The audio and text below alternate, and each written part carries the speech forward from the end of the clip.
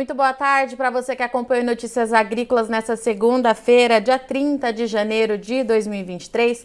Eu sou Virginia Alves, nós estamos de volta e a gente vai falar agora então de uma novidade que foi noticiada na semana passada pelo Instituto Pensar Agro, pela Comissão de Valores Imobiliários, a CVM, e que pretende aí trazer boas notícias, uma agenda positiva para o agronegócio. Mas para contar para a gente então o que significa esse novo acordo e do que se trata essa nossa pauta de hoje, eu converso aqui hoje com o Marcos Matos, CEO do Secafé. Marcos, seja bem-vindo, meu amigo, mais uma vez. Olá a todos. Virginia, é uma satisfação enorme estar com você novamente. Vamos lá, então. O Secafé divulgou na semana passada, então, esse novo acordo entre o Instituto Pensar Agro, o IPA, e a Comissão de Valores Imobiliários, CVM. Mas vamos primeiro entender, explicar para o nosso setor cafeiro, né, Marcos? Por que o Secafé que divulgou isso? Por que vocês fazem parte agora também dessa agenda do IPA? O que aconteceu na semana passada? Quais são as novidades? Bom, é importante mencionar que o Instituto Pensar Agro é uma organização que congrega quase 50 entidades do agronegócio, praticamente todas as cadeias produtivas do agro nacional. Isso é um exemplo para o mundo de organização e eficiência. E o IPA é o braço técnico da Frente Parlamentar da Agropecuária, que em diversos momentos da nossa história tem sido muito importante para pautar os temas prioritários do agro numa agenda positiva, interna e externa. O Secafé, desde o comecinho de 2018, é membro permanente do Instituto Pensar Agro. Mais recentemente, passamos a coordenar comissões, passamos a fazer parte da chapa eleita, que realmente tem um papel mais proativo no Conselho de Administração, no Conselho Fiscal. E por conta dessas razões, nós estávamos numa comissão, um evento de discussão do futuro das comissões do IPA, e surgiu a possibilidade de participação, junto com o presidente Nilson Leitão, do Instituto Pensar Agro, com o CVM, com o IBDA, que é o Instituto Brasileiro do Direito de Agronegócio, e a Bolsa B3. Marcos, vamos lá então, né? Trazer o agronegócio para o mercado de capitais. É uma coisa que chama muita atenção, porque a gente fala em receitas aí bastante significativas para os dois setores. Como é que vocês chegaram à conclusão que seria interessante fazer a junção desses dois setores, então, para o agro? Bom, o agronegócio brasileiro, segundo as metodologias mais tradicionais, calculadas pelo PSEG, mostra que representa 25% do PIB nacional. A gente sabe que o agro vai muito além das metodologias tradicionais por permear diversos setores da economia. Tem uma estimativa de que 50% da indústria nacional brasileira de transformação está ligada ao agro. Então, veja que 25% ou mais do PIB, muitas vezes. Mas somos apenas 5% do mercado de capitais. E começamos recentemente com o IPA pautando e gestando o FIAGRO, que é o Fundo de Investimento das Cadeias Agroindustriais. Então, veja que há um espaço muito grande entre a nossa importância econômica, de geração de divisas, empregos, gerando segurança alimentar e energética, com esse grande mercado de capitais, que há um espaço, desde que desmistificado, nós incluímos o produtor com a devida comunicação, preparando os produtos do mercado financeiro adaptados à agropecuária. Nunca nos esquecemos também dos outros elos. Nós temos as empresas exportadoras, as cooperativas no fluxo do comércio, nós temos a indústria e a gente atende o mercado interno e o mercado externo. 5% então do mercado de capitais, eu imagino que o próximo passo então seja explicar para quem está no campo sobre esse mercado, fazer um trabalho que seja de fato educacional. Como é que vocês pretendem trabalhar isso? Os protocolos que serão assinados em breve incluem essa força-tarefa de identificar o nosso cliente, o produtor, e também os outros empresários que estão ligados ao agronegócio, medidas educativas, materiais educacionais, plataformas de ensino das mais diversas naturezas, e entender a sua realidade, adaptar a linguagem para todos.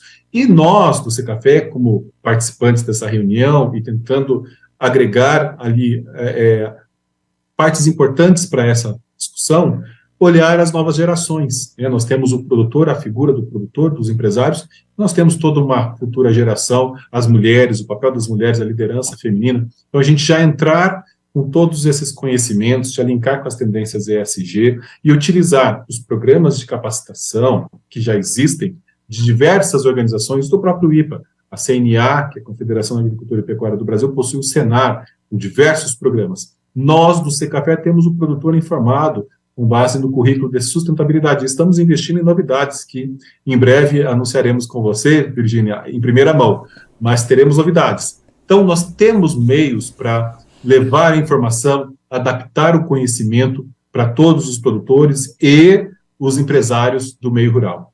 E Marcos, vale destacar que você está falando, é claro, do Secafé, é um representante, uma liderança aí do setor, mas a ideia desse projeto, pelo que eu entendi, é que vocês avaliem todos os segmentos do agronegócio, né? Para que todos os produtores, toda a cadeia seja beneficiada, é isso, né?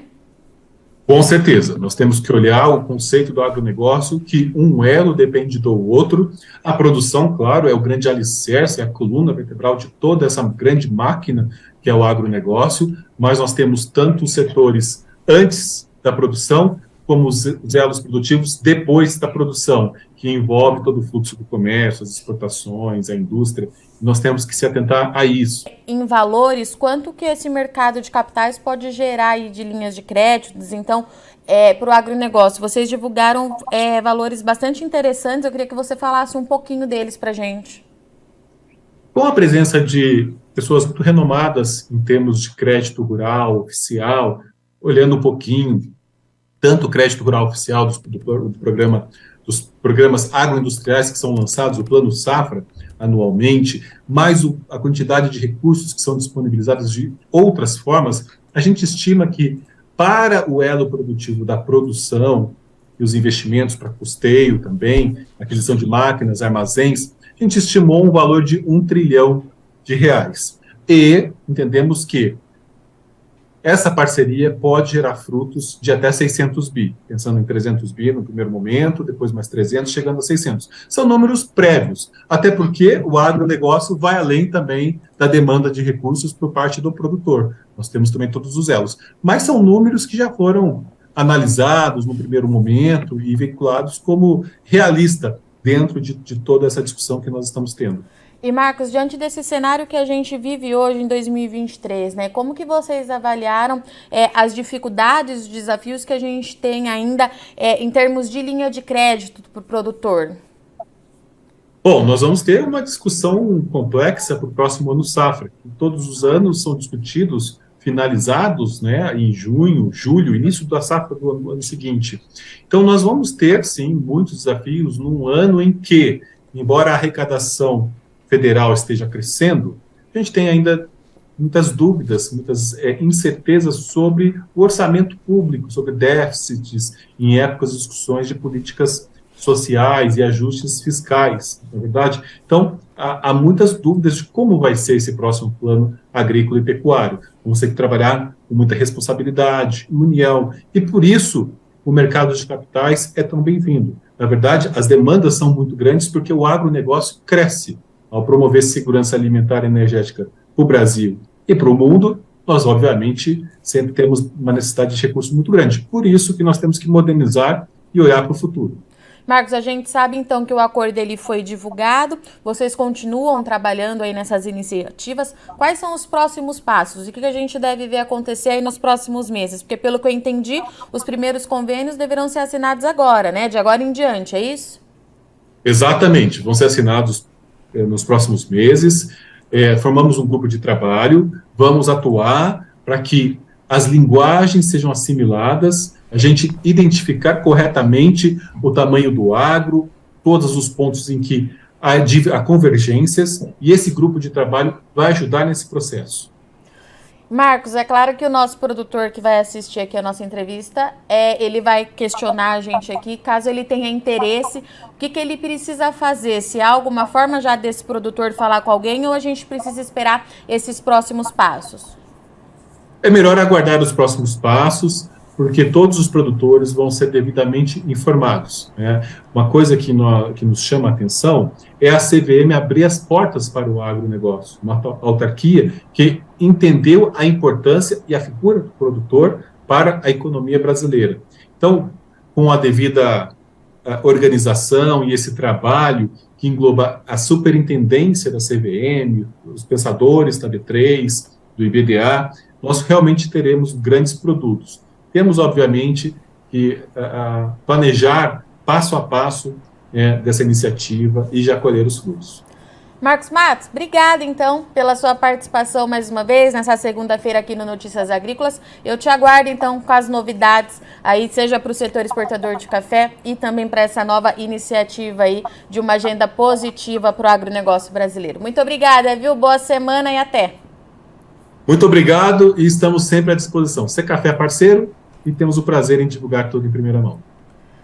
Portanto, essas foram as informações do Marcos Matos, CEO do Secafé, Conselho de Exportadores de Café do Brasil, e que agora também faz parte da diretoria do Instituto Pensar Agro, do IPA, e que trouxe na semana passada, então, essa novidade, esse novo acordo do agronegócio no mercado de capitais. De acordo com o Marcos, esse acordo pode gerar aí pelo menos 600 bilhões de reais em linha de crédito aos produtores rurais. É um volume significativo, já que os números preliminares indicam aí que a agropecuária precisa de cerca de 1 trilhão de reais por ano nessas linhas de crédito. O próximo passo, de acordo com o Marcos, é os convênios serem assinados e começar um trabalho educacional junto aos produtores, visando principalmente as novas gerações para se adaptar nessa linguagem e nessa nova oportunidade que a gente tem, então, da junção dos dois setores. Lembrando que isso é uma iniciativa da Bolsa B3, Instituto Pensar Agro, o IPA, e também da Comissão de Valores Mobiliários, a CVM.